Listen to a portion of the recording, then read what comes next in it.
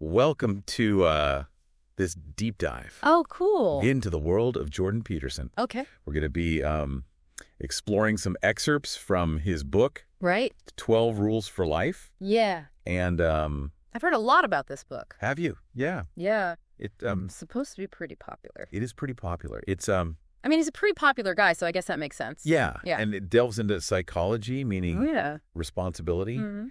and believe it or not, lobsters. Lobsters. Lobsters. Yeah. So Okay. buckle up. This will be a wild ride. All right, I'm ready. Done So it. what's so interesting about this Peterson guy?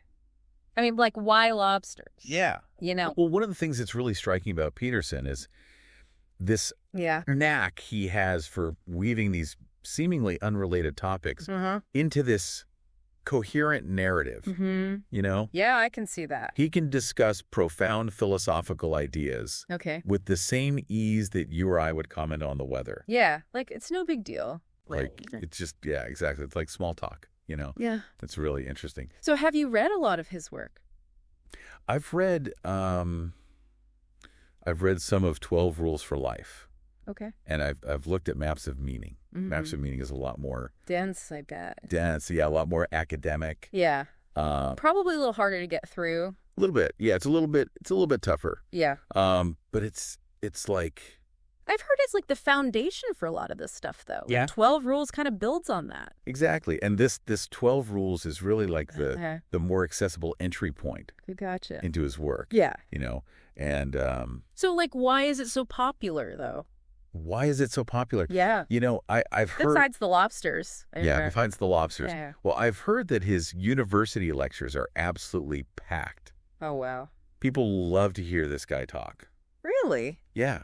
They say he's just this master storyteller. He can blend, you know, scientific analysis Mm-hmm. with personal anecdotes, Yeah. with mythology, Oh, wow. religious texts. Interesting. It's really, So it's not just, like, dry psychology stuff? no, Yeah. not at all. Okay. It's very much, So, like, what kind of stuff does he talk about? well, he tackles these universal human experiences. Mm-hmm. You know, Okay. he talks about our struggles with the unknown, Mm-hmm. that constant dance between chaos and order Yeah. that we all kind of navigate. That's something I think about a lot, actually. Yeah. Yeah. And what's interesting is that Yeah.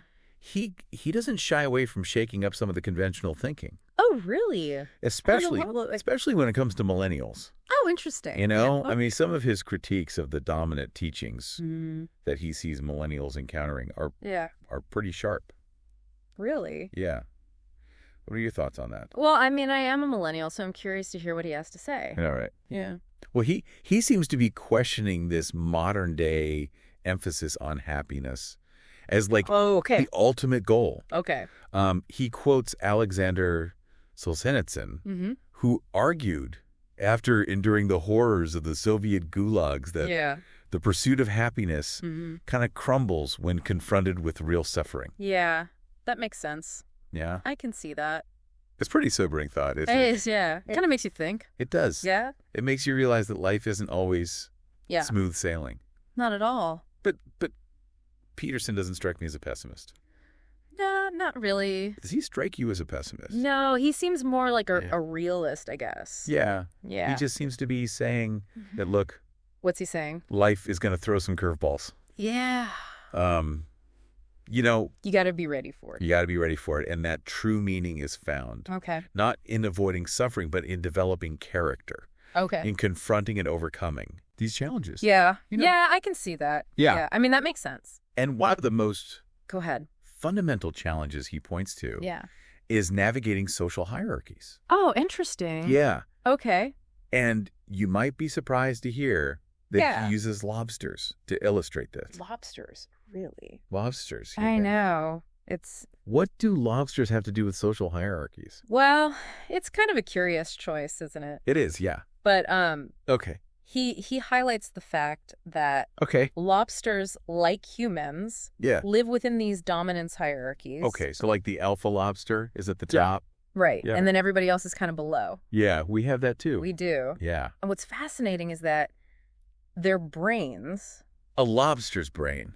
a lobster's brain, Wow. physically change Really? based on their social standing. Oh, wow. So like, If they get demoted, yeah, if a lobster's defeated. their brain changes. Yeah. That's wild. It develops what he calls a subordinate's brain. A subordinate's brain. Yeah. So, like, it physically changes. Yeah. Wow. That's crazy. It is pretty crazy. I mean, can you elaborate on that a little bit? Yeah. Like, what do you mean by a subordinate's brain? Well, so understanding this lobster dynamic, Okay. right, Yeah. helps you recognize similar patterns in your own life. Oh, okay. Have you ever felt your confidence shrink Mm-hmm. after a social setback? Oh, yeah. All the time. Yeah. Absolutely. Maybe you even started doubting your abilities? Yeah, definitely. That's your subordinate brain kicking in. Oh, really? Yeah. So like a primal instinct. The primal instinct, exactly. Oh, wow. And it really highlights how these social experiences can impact us, Mm-hmm. you know, Yeah. mentally, physically. Yeah, that's true. We're not That makes a lot of sense, actually. We're not immune to the forces of nature. Even, our complex societies. So, like, even though we live in this modern world, Yeah. we still have these, like, primal instincts Yeah, that are kind of governing our behavior. exactly. Wow. We're all part of this Mhm. brand. So then, are hierarchies a bad thing? Was that what he's saying? That's a great question, and that's a really important nuance Okay. to pick up on. Mm-hmm. Peterson is not advocating for Okay. ruthless competition or social Darwinism.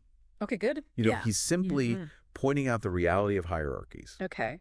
across various domains, Mm-hmm. Lobsters to humans. Okay. You can even look at the distribution of wealth.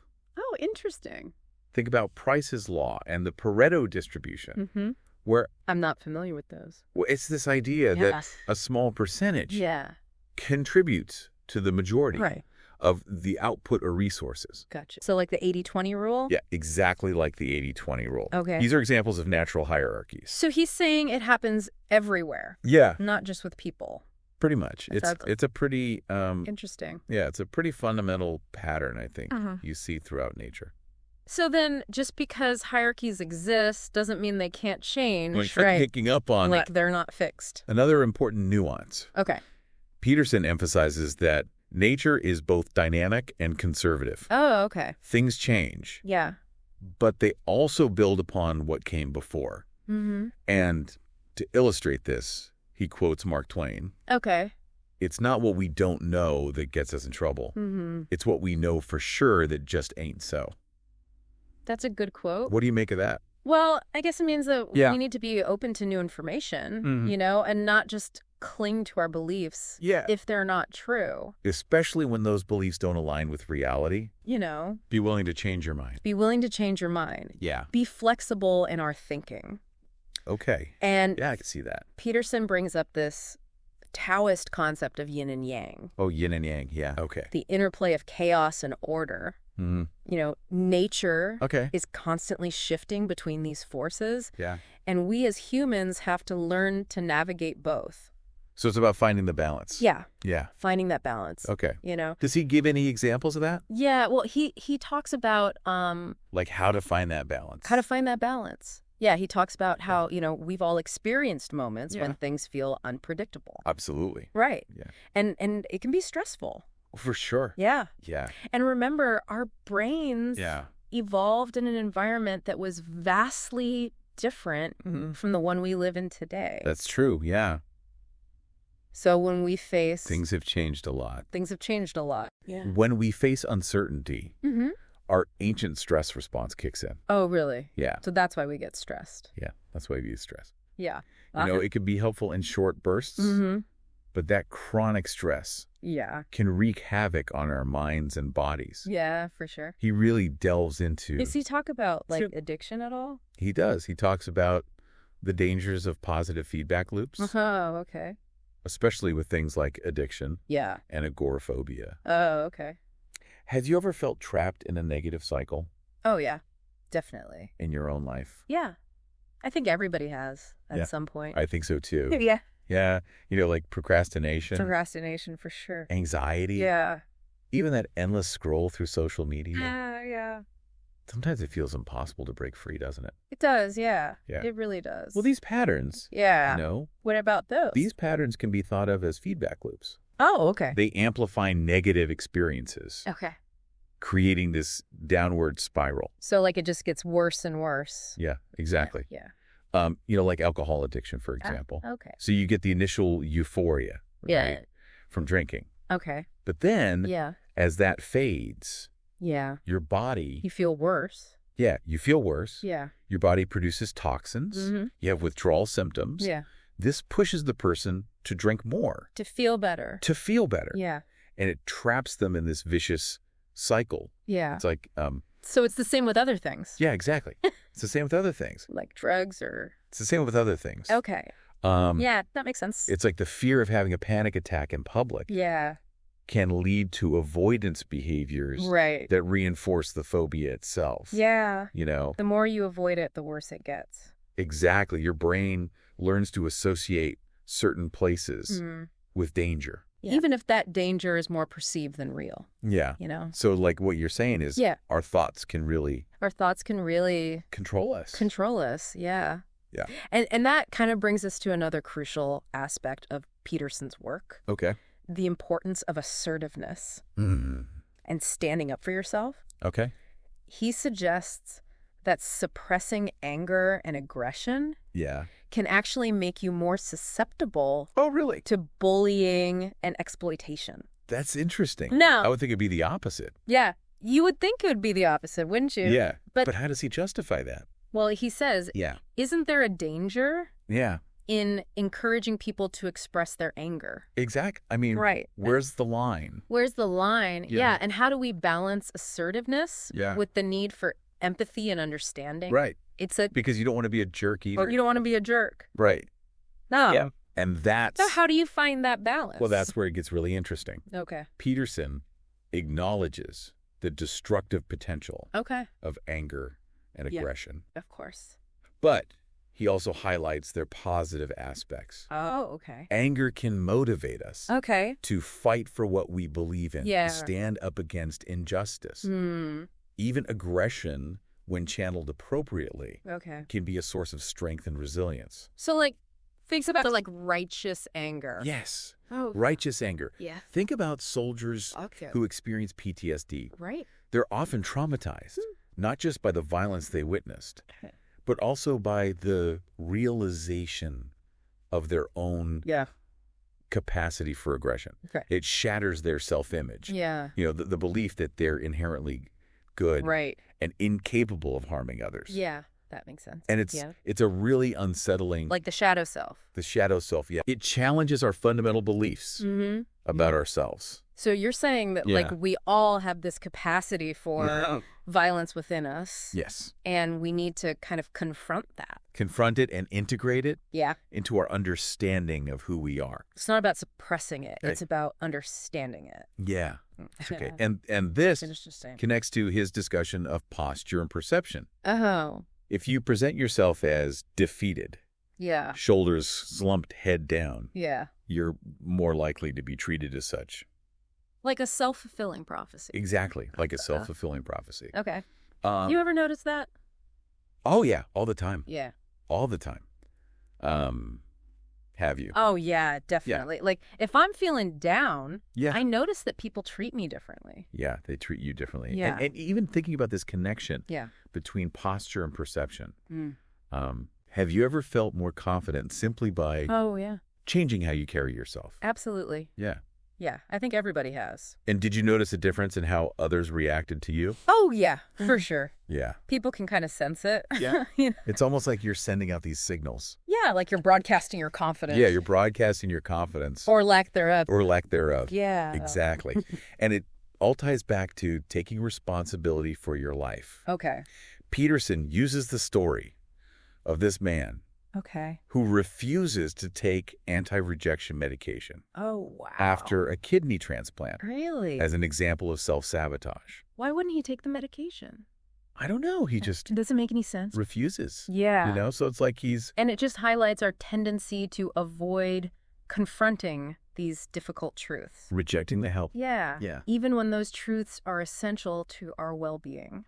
It's like we'd rather cling to this familiar suffering Yeah. than risk the unknown. Yeah.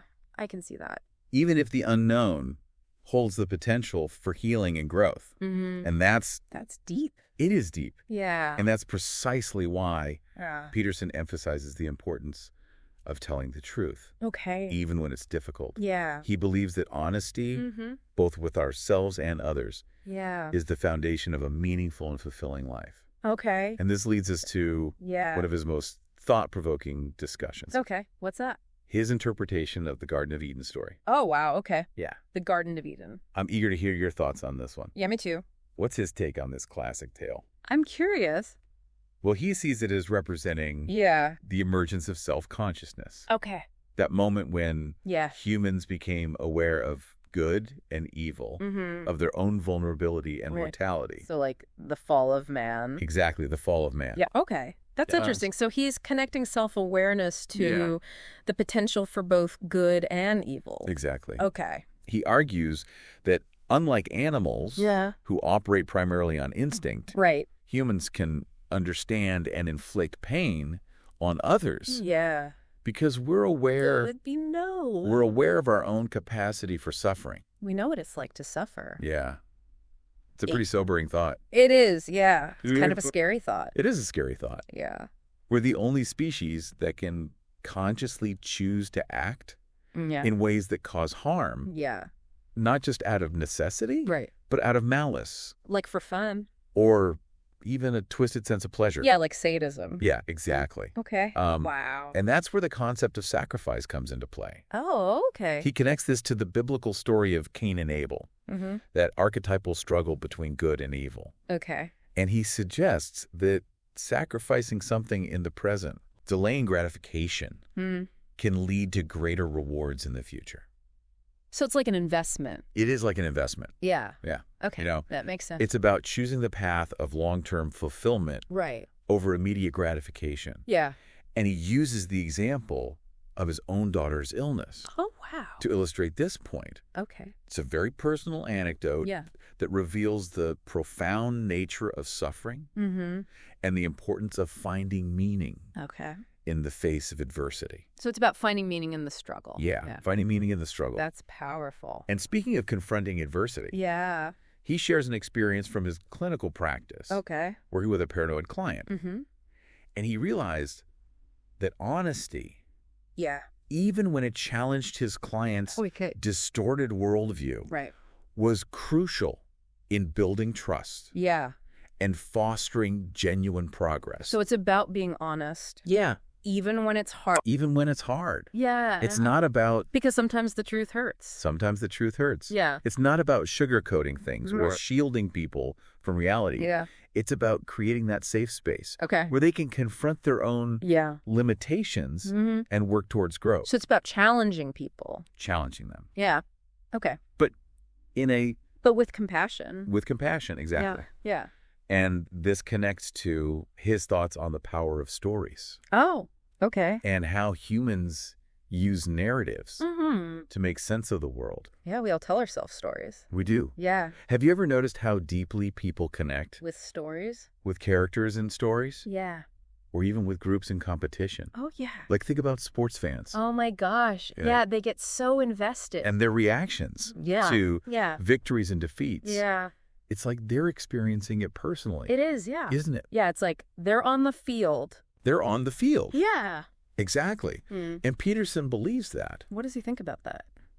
Well, he believes that stories can reveal these profound truths about human nature, about the meaning of life. And he points to the Bible as a particularly powerful collection of stories that have shaped Western civilization for centuries. That's true. You know? Yeah. So even if you're not religious, these ancient stories can still offer valuable insights into the human condition. So it's about the themes, the universal themes. The universal themes, Okay. Our struggles, our aspirations, the timeless questions we grapple with. Yeah. It's all there. It's all in those stories. Yeah. Okay. And this brings us to Peterson's own journey. Personal transformation. He talks about rejecting... What was he before? Well, he talks about rejecting both traditional Christianity and socialism. Interesting. Seeking a path grounded in his own values. His own values and experiences. Oh, okay. And it seems like... So what did he land on? Well, it seems like he found that path in the pursuit of meaning. Okay. And aligning himself with what he calls the betterment of being. The betterment of being. He has this incredibly complex quote about meaning being this balance between chaos and order. The chaos of transformation and possibility on one hand, and the discipline of pristine order on the other, whose purpose is to produce out of the intended chaos a new order that will be even more immaculate and capable of bringing forth a still more balanced and productive. Chaos and order. Like a constant cycle. Yeah. A constant cycle of like creating order out of chaos and then... But always striving for something better. Yeah. Always striving for something better. Okay. And he views his 12 rules as a roadmap to living a more meaningful life. Okay. You know? So like practical advice? Practical advice. Yeah. They're not arbitrary dictates, but principles grounded in a deep understanding of human nature. Human nature and the nature of reality. Right. He draws from psychology, philosophy, mythology. Wow. Even biology. So it's all connected. It's all connected. Yeah. Yeah. That's really interesting. And amidst all these insightful and thought-provoking ideas, Peterson doesn't shy away from delving into the darker aspects of human nature.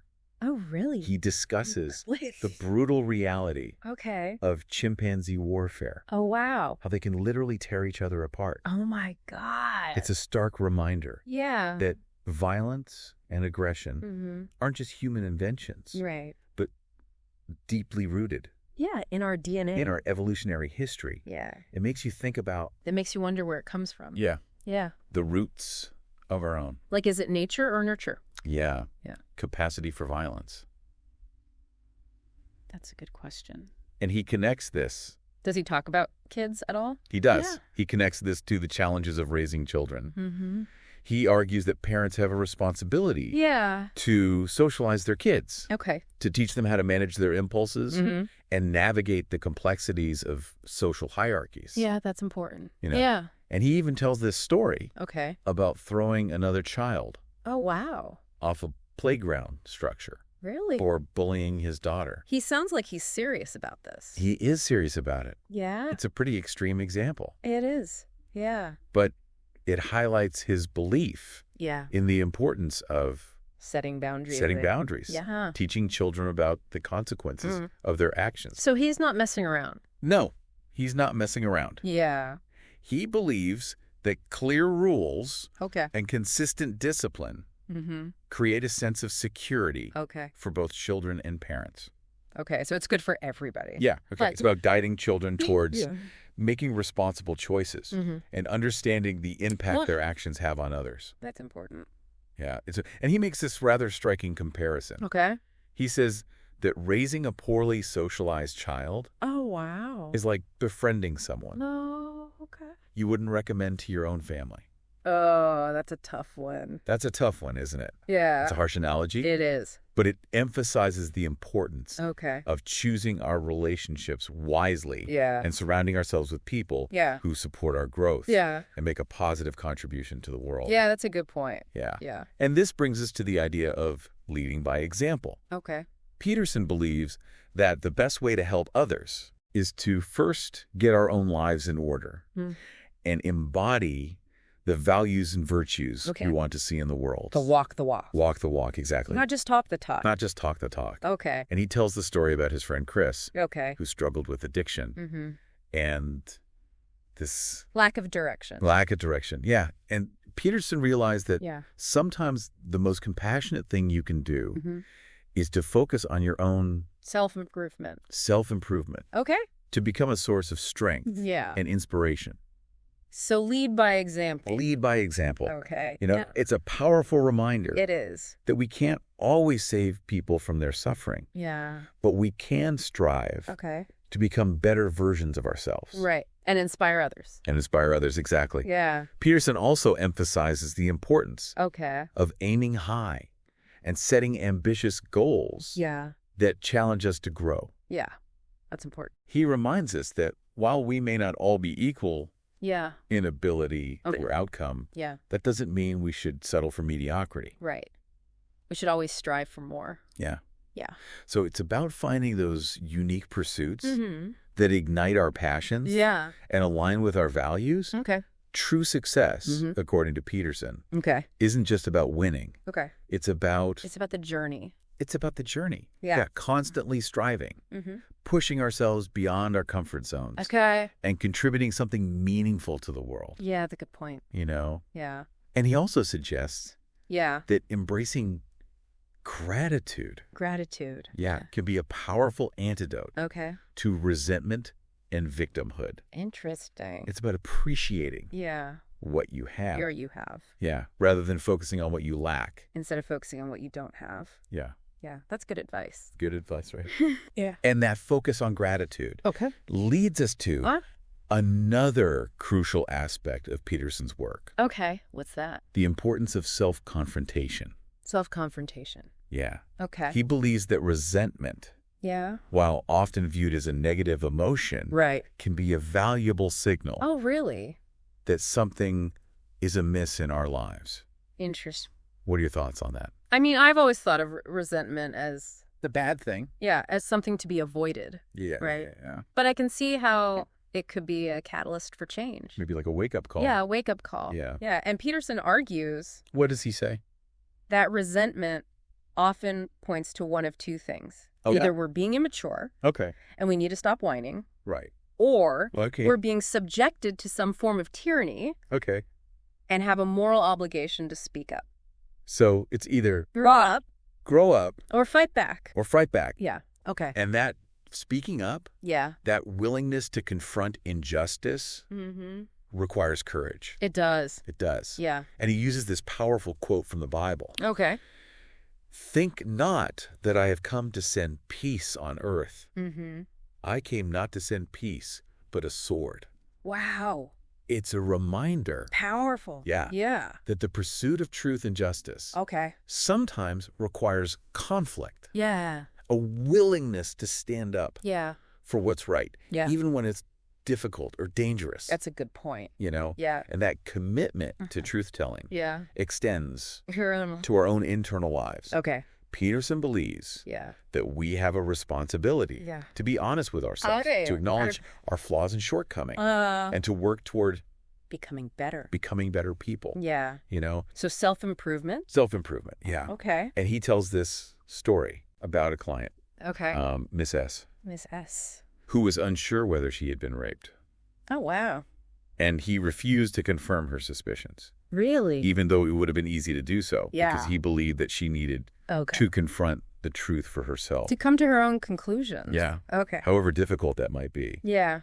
So he's really big on personal responsibility. It's a controversial example. It is. But it highlights his unwavering belief in the importance of individual responsibility. Okay. It's not about... It's about empowering people. It's about empowering people. Yeah. To take control of their own lives. Yeah, to find their own agency. Yeah. And become active participants in shaping their own destinies. That's powerful. It is powerful. Yeah. And that agency, that ability to make choices and take action is ultimately what gives our lives meaning. Okay. You know? Yeah. Peterson encourages us to become aware of the stories we tell ourselves. The stories we tell ourselves? Yeah. Okay. The narratives that shape our perceptions. Right.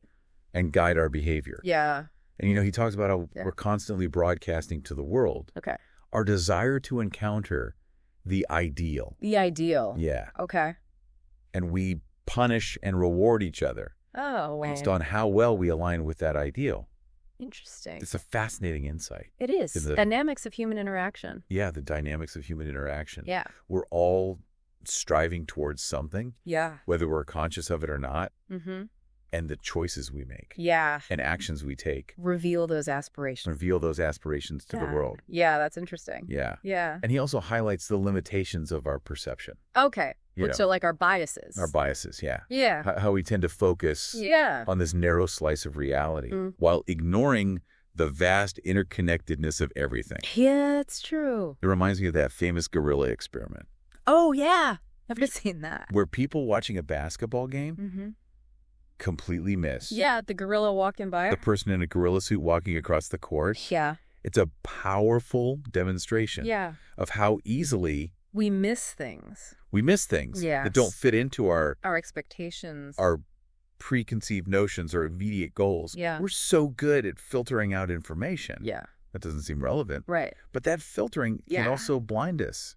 To what's important. To important truths. Right. You know? Pay attention. Pay attention. Yeah. Not just to the external world. But also to yourself. But also to our own internal experiences. Yeah. Yeah. And he describes how we can use the reactions of others to help us stay grounded and course correct. Yeah. When our behavior veers off track. Yeah. Like feedback? Yeah, like feedback. Okay. It's like we're constantly engaged in this delicate dance with the world around us. That's a good way to put it. Yeah. Yeah. Adjusting our steps based on the feedback we receive. Okay. That feedback can be incredibly valuable. Yeah. You know? And helping us grow. In helping us become more self-aware and socially adept. Right. But he also warns against falling into the trap of dominance hierarchy games. Okay.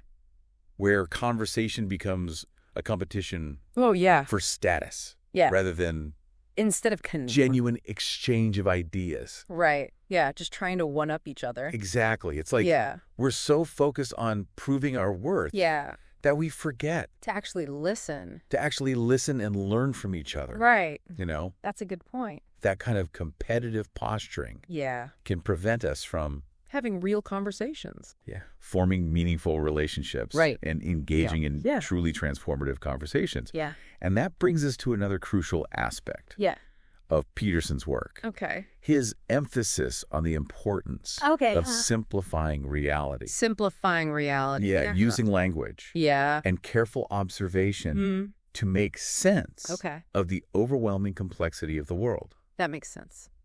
You know, he uses this example of a woman discovering her husband's infidelity. Oh, wow. You know. That's a tough one. It's a tough one. That would certainly throw your world into chaos. Absolutely. Right. Yeah. Everything you thought you knew about your life, your relationship. Your whole world. Yeah, your whole world is suddenly shattered. Called into question. Yeah.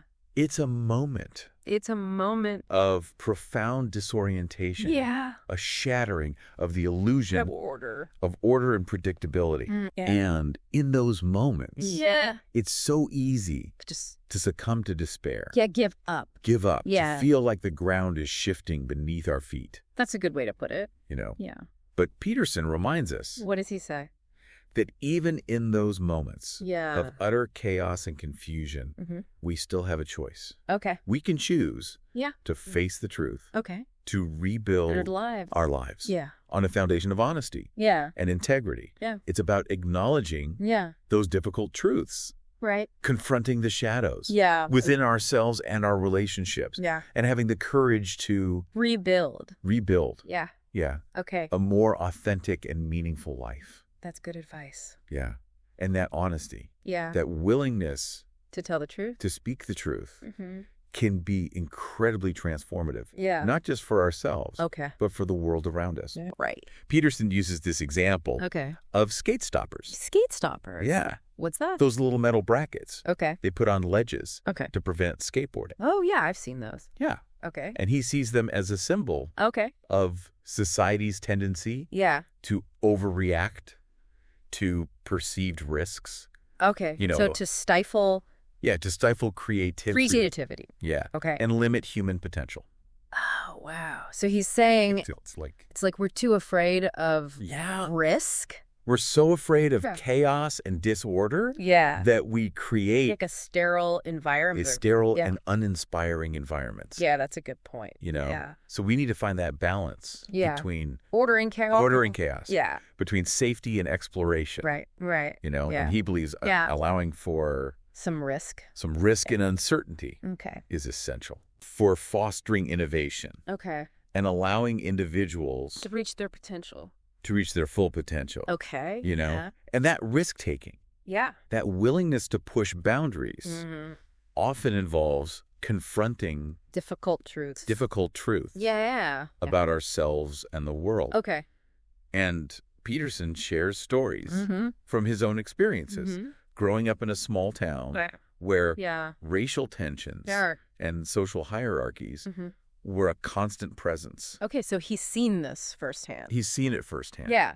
Like, how did that shape his views? Well, he recounts this particularly poignant encounter with a native boy named Rene. It's a story that reveals the complexities of intergroup dynamics. The pain and misunderstandings that can arise when people are different. When different cultures collide. Yeah. You know? That's a good point. And it really highlights the importance of empathy. Of empathy and understanding. Yeah. You know, communication. Of bridging divides. Through honest communication. And seeing the world. From different perspectives. From multiple perspectives. Right. You know. That makes sense. And he acknowledges... Does he talk about gender at all? He does. He acknowledges the challenges of navigating those divides. Especially when power imbalances and historical injustices come into play. That's a good point. You know? It's not just about... individual people. It's about these larger systems. Yeah, exactly.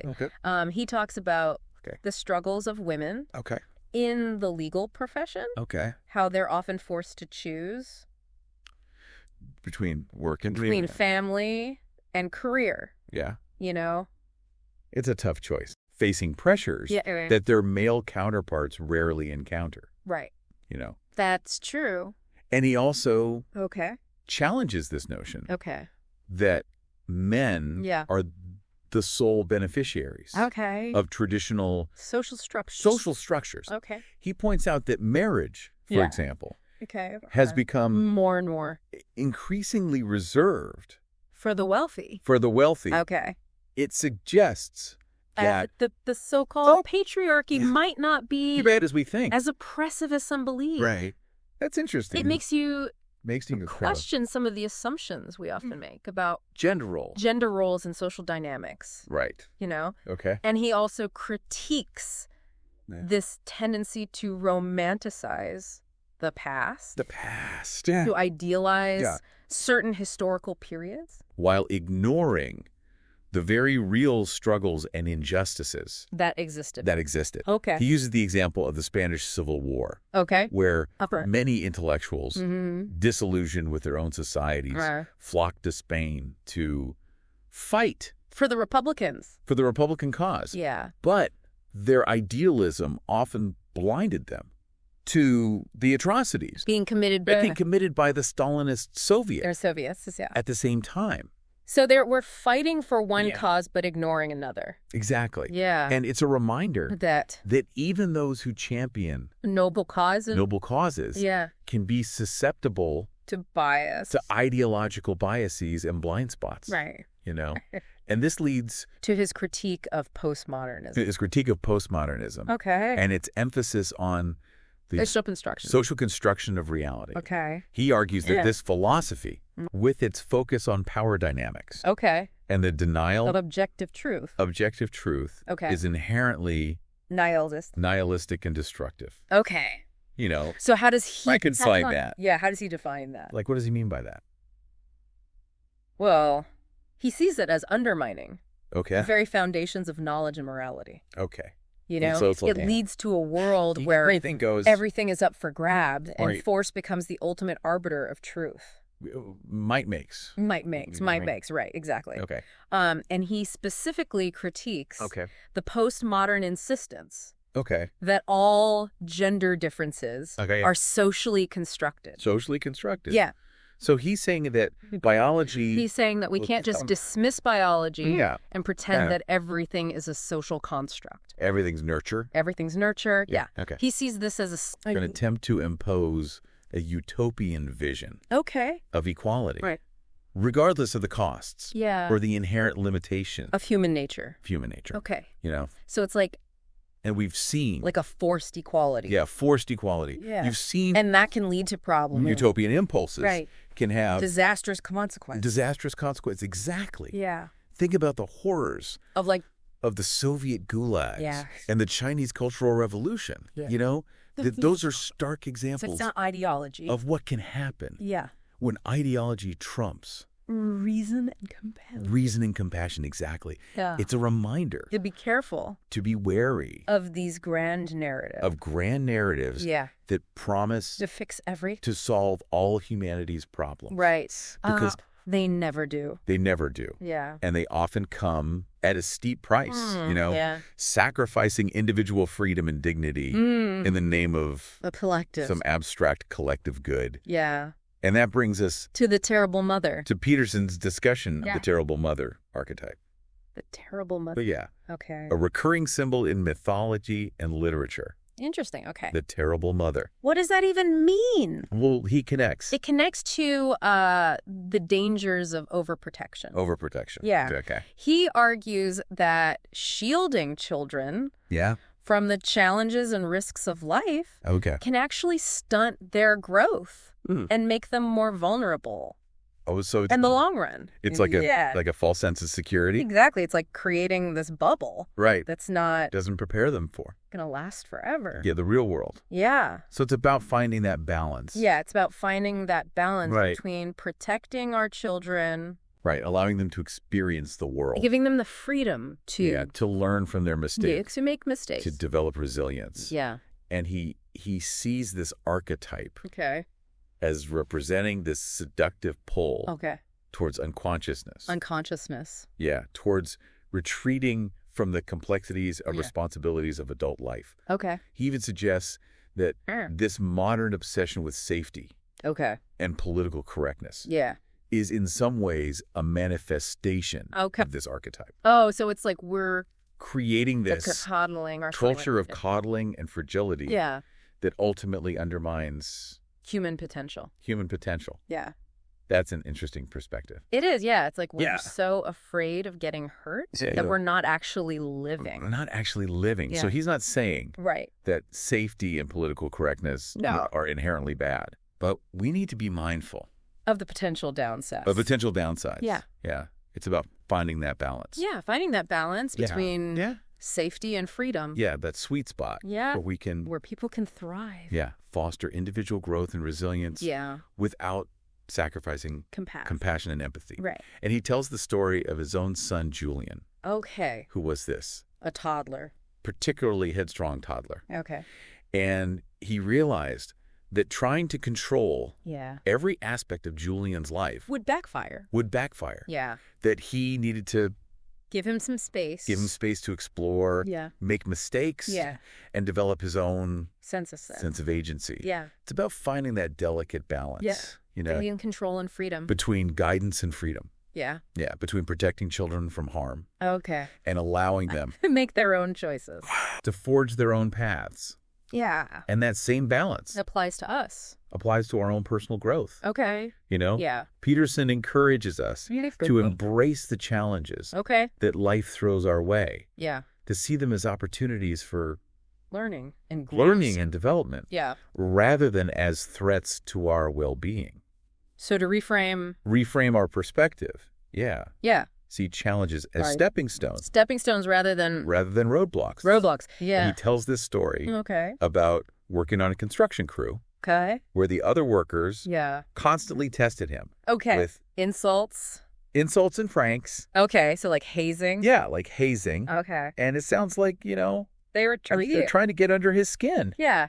See what he's made of. Yeah, to see how he would react. Yeah. And he realized that their seemingly cruel behavior was actually a way of testing him, assessing his character. Yeah. Seeing if he could handle the pressure. Yeah, handle the pressure. Okay. And contribute to team meaningfully to the team. Okay. So it wasn't personal. Right. It was a test of his strength and resilience. Yeah. And it's a reminder that sometimes what feels like adversity is actually a crucible, a forge, where our strength and resilience are tested and refined. Yeah. Okay. And he also talks about that classic Mac story. Oh, Mac, yeah. From the Charles Atlas advertisements. Yeah, I've heard of that. Right. Where Mac is initially bullied. For being skinny. Yeah. But overcomes his weakness. Through exercise? Through physical training. Yeah. And eventually wins the respect of his tormentor. Yeah. And gets the girl. And the woman he admires. Right. It's a classic. Tale of transformation. Yeah, a classic tale of transformation. Yeah. You know? And Peterson argues that both men and women are drawn to strength. Strength and competence. Competence in a partner. In a partner. Because, why is that? Well, because those qualities signal an ability to navigate the challenges of life. Right. And provide for those who are dependent. So it's about being a provider. Yeah, basically. Okay. Yeah. So it's not just about physical strength. It's about character. Character. Competence. Reliability. The ability to take on responsibility. Yeah. Being someone you can count on. Being someone others can rely on. Yeah. Yeah. And he even suggests that the decline of high-paying manufacturing jobs for men has contributed to the rise of single motherhood and the concentration of marriage among the wealthy. Wow. That's a really interesting observation. And economic. Yeah, it makes you consider those economic factors. It's a factor. Yeah, that contribute to those social trends and relationship dynamics. Yeah, because if men can't provide, then women you're going to have as valuable partners. Yeah, find other ways to provide. Yeah. You know? Okay. And he also critiques this notion that men have historically oppressed women. Okay. He points to the contributions of men. Okay. Like Earl Haas, who invented Tampax. Tampax. Yeah. Okay. And Gregory Goodwin Pincus, who developed the birth control pill. Right. So these are men. These are men who've helped women. Helped women. Yeah. It's like he's challenging us to look beyond these simplistic narratives. Of victimhood and oppression. Right. And to recognize and the nuances, the complexities of human history. Yeah. And the contributions of both men and women. Yeah. To the progress we've made. Right. It's not so simple. Yeah. He uses this example of the minimal group identification phenomenon. What's that? Where people will favor members of their own arbitrarily assigned group. Okay. Even when there's no logical reason to do so. So even if the groups are meaningless. Yeah. It's still like a coin flip. Favor their own. Yeah. Wow. Heads or tails. Yeah. You know, and if you're on heads, you're going to favor the heads people. Yeah. Even though there's no reason to. Even though it's random. Yeah. Wow. Okay. That's scary. Yeah, it's kind of scary. Yeah. It's just a sobering reminder of how easily we can fall into tribalism. Yeah, fall into tribalism, dividing ourselves. Yeah, based on arbitrary differences. Superficial differences. Yeah. And overlooking the shared humanity. Our shared humanity. Yeah, we're all human. Yeah. Yeah. And that tribalism can lead to that tendency to demonize those who are different. Yeah. Can lead to some of the most horrific acts of genocide, violence and cruelty. Yeah. You know. It's a dark side of human nature. It's a stark reminder of the dark side of human nature. Yeah. And Peterson connects this to the story of his daughter, Michaela, who developed this debilitating autoimmune disease. Oh, wow. At a young age. It's terrible. It's terrible. Yeah. And he describes the anguish of watching her suffer. Yeah. The overwhelming sense of helplessness. Yeah. In the face of such profound pain. Yeah. It forces us to confront this question. Yeah. That haunts so many who suffer. Right. Why would a loving God allow why is there suffering? Such pain and suffering to exist in the world? Yeah. That's a question. That's a big question. That has puzzled philosophers and theologians for centuries. Yeah. Yep. And Peterson doesn't offer easy answers. Okay. But he suggests that our limitations, our vulnerability are what make us capable of love and compassion. Okay. You know? Yeah. It's this thought-provoking idea. It is. Yeah. That our ability to suffer. Our capacity for suffering is intertwined with our capacity for love. Makes us human. Yeah. Connection and meaning. Yeah, that's a good point. And he tells this story. Okay. About imagining his son Julian. Okay. As this invulnerable robot. Okay. And he realizes that such a being, while free from pain and suffering, would also be incapable of experiencing the joys and sorrows that make us human. So it's part of the human experience. It's part of the human experience. Okay. You know? Yeah, that makes sense. And it's a profound insight. Yeah. Into the paradox of human existence. Of being human. Yeah. Our ability to the rain. Experience the full spectrum of human emotions. Yeah. Both positive and negative. Is what makes us human. Is what makes us who we are. Yeah. you know? Okay. And that connection, that sense of shared humanity is what can help us overcome the despair and nihilism that often arise. In the face of suffering. In the face of suffering. Okay. It's about finding meaning. Finding meaning and purpose. Yeah. Even in the darkest of times. Even when things are tough. Yeah. Yeah. And he uses the example of Superman. Superman, okay. Yeah. Who, in some iterations of the story, becomes so powerful that he loses his sense of purpose and meaning. Because he's invincible. Yeah, he's invincible. Yeah. There's no challenge. Yeah. You know? Nothing to strive for. It's like he transcends his humanity. Right. Becoming so godlike. Yeah. He's not relatable anymore. He's not relatable anymore. Yep. He no longer has anything to strive for. Yeah. No challenges to overcome. No vulnerabilities. No vulnerabilities to make him relatable. Yeah. And Peterson argues that limitations are essential for growth and meaning. Okay. And he uses the example of his daughter's experience with pain medication. Okay. You know, while opiates offered temporary relief, they also dulled her senses and robbed her of the ability to fully engage with life. Wow, so it's like a trade-off. Yeah, it's a trade-off. Yeah. You know, and it's a reminder that seeking constant comfort and avoiding all pain can actually diminish our capacity for joy and fulfillment. Yeah. So it's about embracing the struggle. Yeah, embracing the struggles of life. Yeah. Seeing them as opportunities for growth and transformation. Yeah, growth and transformation rather than as obstacles to be avoided. Yeah. Face your fears. Face your fears, exactly. Yeah. He even suggests that facing those challenges head on, even seeking them out, can be a source of profound meaning and purpose. Okay. He recounts this story about receiving a metaphorical pen of light. A pen of light? Yeah, that could write illuminated words in the darkness. Oh, wow. And he decides to use this pen to answer the most difficult questions he can think of. The toughest question. Yeah, to illuminate the path toward a more meaningful life. Wow, that's powerful. It's a powerful metaphor. Yeah. For the transformative power of self-confrontation. Yeah, self-confrontation. Okay. And the pursuit of truth. Yeah, facing the darkness. Facing the darkness, yeah. And that pursuit often involves confronting our own mortality. Right. Yeah. Yeah. Acknowledging the finitude of our existence. Okay. The inevitability of death. So we're all going to die. We're all going to die. Yeah. That's a heavy topic. It's a heavy topic. Yeah. But one that I think we all have to grapple with. Eventually. Yeah. And Peterson cites a passage from the Bible. Okay. Where Jesus encourages his followers. To focus on seeking the kingdom of God. Okay. Rather than worrying about material needs. So focus on what's important. Yeah, focus on what's truly important. Yeah. You know, and it's a reminder that our time is limited. Our time on earth is limited. Yeah. And we should strive to live. Yeah, in a way that transcends our immediate desires and anxieties. So think bigger picture. Think bigger picture. Yeah.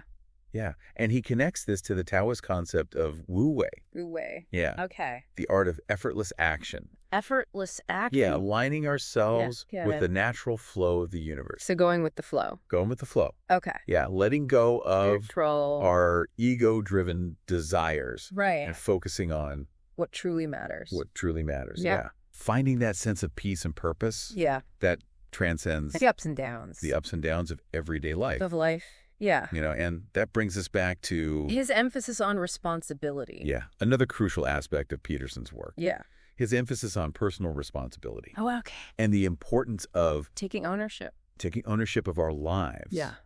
It's about recognizing that we have a choice. We have the power to choose. Yeah. You know how we respond to the challenges that life throws our way? It's all about how we respond. Yeah. Yeah. And he tells this story. Okay. About a client who's struggling with anxiety and a sense of meaninglessness. Okay. And Peterson realized that this client was avoiding responsibility. For his own life. For his own choices, yeah. Okay. Blaming his circumstances for his unhappiness. Right. Playing the victim. Playing the victim, exactly. Okay. And that avoidance, that refusal to take ownership. It was keeping him stuck. Was perpetuating his suffering. Yeah. And preventing him from moving forward. Yeah. And Peterson encouraged this client. Yeah. To start taking small steps. Okay. You know. Like what? To make concrete changes in his daily routine. Okay.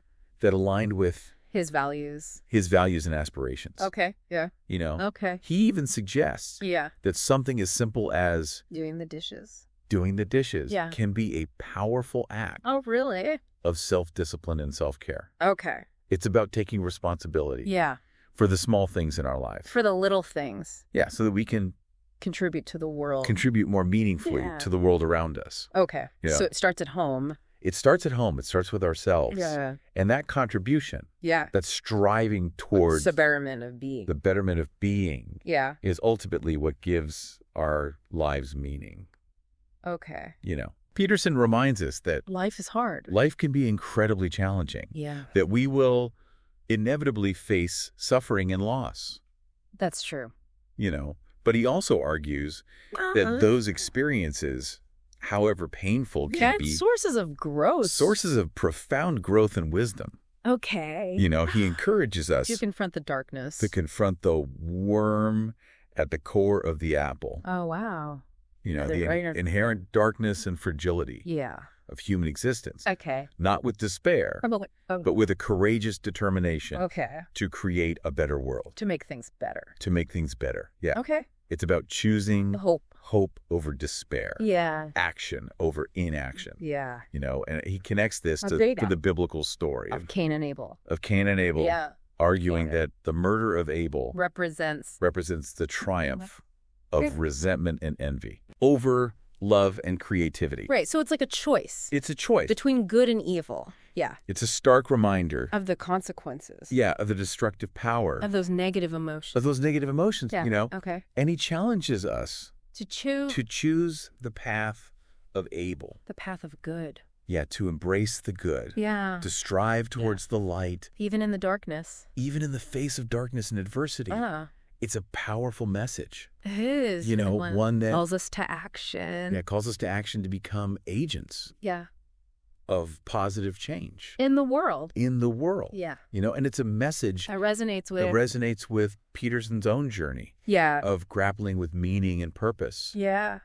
You know? Yeah. He talks about rejecting both traditional Christianity and socialism. Right. You know, seeking his own path. A path grounded in his own values and experiences. And it seems like he's found that path. Yeah. In this idea that we should strive to act. Okay. As if our actions could tip the scales. Toward the good. Right. Okay. As if we could bring about a heaven on earth. A kind of heaven on earth. Yeah. Even if it seems absurd or impossible. Even if it seems impossible. What a powerful concept. It is, yeah. It's about choosing to believe in the potential for good. Yeah. Even when surrounded by darkness and suffering. Yeah. And that belief can be a powerful antidote. Yeah, a powerful antidote to nihilism, resentment. Yeah. The temptation to give in to negative impulses. Those destructive impulses that lurk within us all. We all have them. Yeah. It's about cultivating hope. Cultivating a sense of hope and purpose. Yeah. Even in the darkest of times. Yeah. It's about recognizing our power to make a positive difference. Yeah, no matter how small. No matter how small our actions may seem. Yeah, that's a good point. Peterson's work is a call to action. Yeah. It's a challenge. To be better. Yeah. To strive for meaning. Yeah. To confront the darkness and to choose the path of light. Yeah. Even when it's difficult. Yeah. Thank you for joining us. Yeah, this has been great. On this deep dive. I've learned a lot. Into the world of Jordan Peterson. Yeah. We hope this exploration has provided you with some valuable insights. Food for thought. Yeah. And perhaps even inspiration. Some inspiration to apply these ideas to your own life. Yeah. Remember, if Peterson is right. Yeah. And meaning is the way. What small step can you take today to make your life a little more meaningful? Yeah, that's a good question. That's the question. Yeah. We'll leave you with. See ya. Until next time. Keep seeking. Keep seeking. Keep striving. Keep striving. And keep telling the truth.